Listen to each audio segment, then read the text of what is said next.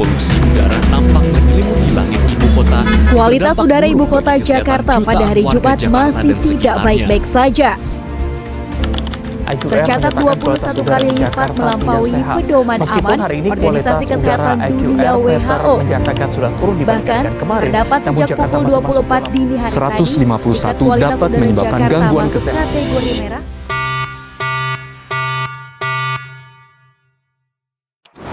Setiap tahunnya, populasi penduduk di Indonesia terus mengalami peningkatan.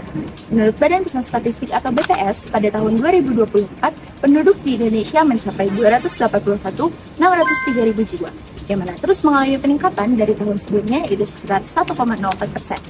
Peningkatan populasi di Indonesia akan menyebabkan pula peningkatan pada sektor lain.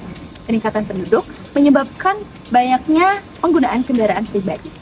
Akibatnya, pencemaran udara terjadi, yang mana berbentuk polusi, yang seringkali terjadi di kota-kota besar seperti Jakarta dan kota-kota lainnya yang ada di Jabodetabek.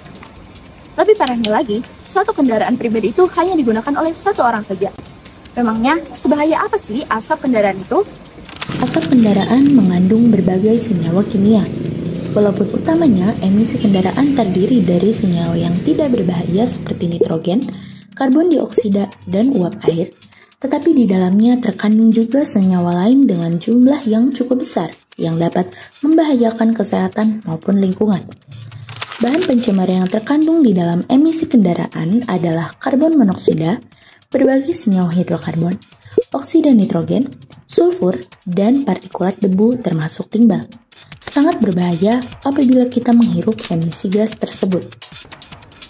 Emisi kendaraan merupakan salah satu kontributor terbesar pencemaran udara di Indonesia, khususnya di kota-kota besar seperti Jabodetabek. Kendaraan pribadi dan transportasi umum yang tidak ramah lingkungan menghasilkan gas-gas berbahaya seperti karbon monoksida, nitrogen dioksida, dan sulfur dioksida yang menurunkan kualitas udara. Seiring dengan peningkatan jumlah penduduk, semakin banyak masyarakat memiliki lebih dari satu kendaraan. Maka dari itu, semakin banyak jumlah emisi yang dihasilkan dari kendaraan. Hal ini berdampak langsung pada kesehatan, resiko penyakit pernapasan, dan memperburuk kondisi lingkungan.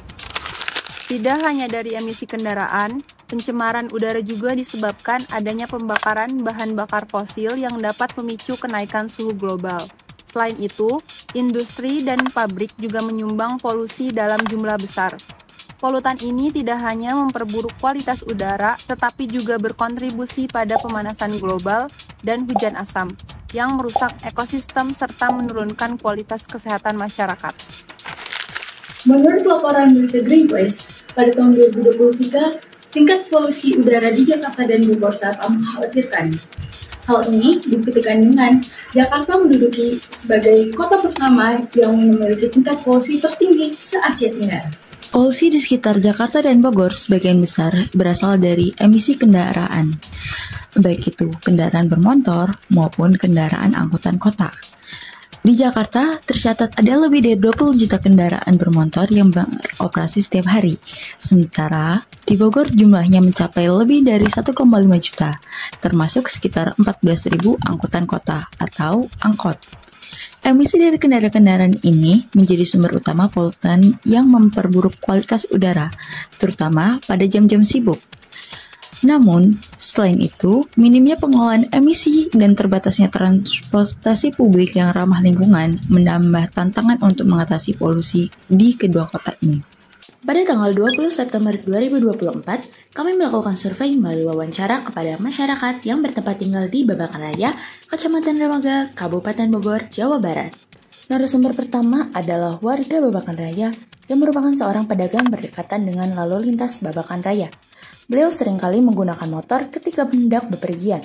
Beliau juga merasakan masalah kesehatan yang diakibatkan polusi kendaraan seperti sesak napas, asma. Narasumber kedua merupakan mahasiswa IPB bernama Kamanda dan Kazana. Sesuai dengan pengalamannya mengendarai motor di Jalan Dramaga, banyak sekali angkot yang mengeluarkan asap tak sehat, sehingga menimbulkan sesak nafas hingga kesulitan melihat ketika mengendara. Narasumber ketiga merupakan pedagang bernama Ibu Iis. Bu Iis merupakan warga yang sudah tinggal selama 2 tahun lebih di Babakan Raya. Terdampak polusi udara karena asap kendaraan, terutama angkot. Narasumber keempat merupakan mahasiswa IPB bernama Muhammad Raihan. Raihan sering mengendarai motor dan tidak bisa mengurangi pemakaian tersebut. Raihan juga merasakan dampak asap kendaraan terhadap kesehatannya. Setelah kami melakukan wawancara, narasumber sangat merasakan dampak yang disebabkan oleh asap kendaraan di Jalan Babakan Raya. Narasumber berharap pemerintah melakukan mitigasi seperti regulasi kendaraan, sistem ganjil genap, dan pembatasan penduduk. Narasumber juga telah melakukan alternatif lain untuk mengurangi polusi seperti jalan kaki dan menggunakan angkutan umum.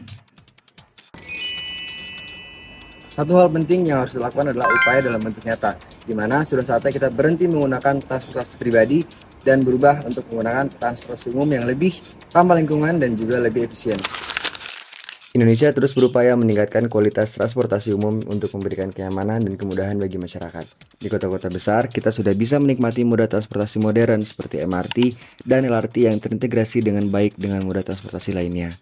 MRT dan LRT tidak hanya menawarkan perjalanan yang cepat dan efisien, tetapi juga dilengkapi dengan fasilitas yang modern seperti pendingin ruangan, koneksi wifi gratis, dan informasi perjalanan yang real time. Sementara itu, di daerah kabupaten dan kota-kota sedang berkembang, bis kita menjadi pilihan yang populer. Bis kita hadir dengan rute yang strategis menghubungkan pusat kota dengan daerah pemukiman, pasar, dan tempat-tempat penting lainnya. Selain bis kita, masih ada banyak jalan transportasi umum lainnya seperti KRL yang menghubungkan wilayah Jabodetabek, kemudian juga ada bus Transjakarta, serta angkot yang menjadi angkutan umum perintis di banyak daerah. Dengan beragam pilihan transportasi umum ini, kita sebagai masyarakat diharapkan dapat mengurangi ketergantungan pada kendaraan pribadi. Tentunya kami sebagai masyarakat berharap bahwa pemerintah akan terus meningkatkan inovasi-inovasinya dalam sarana transportasi yang lebih baik, yang lebih besar, lebih banyak, lebih memadai, dan juga lebih dapat digunakan oleh masyarakat sekitar ke depannya.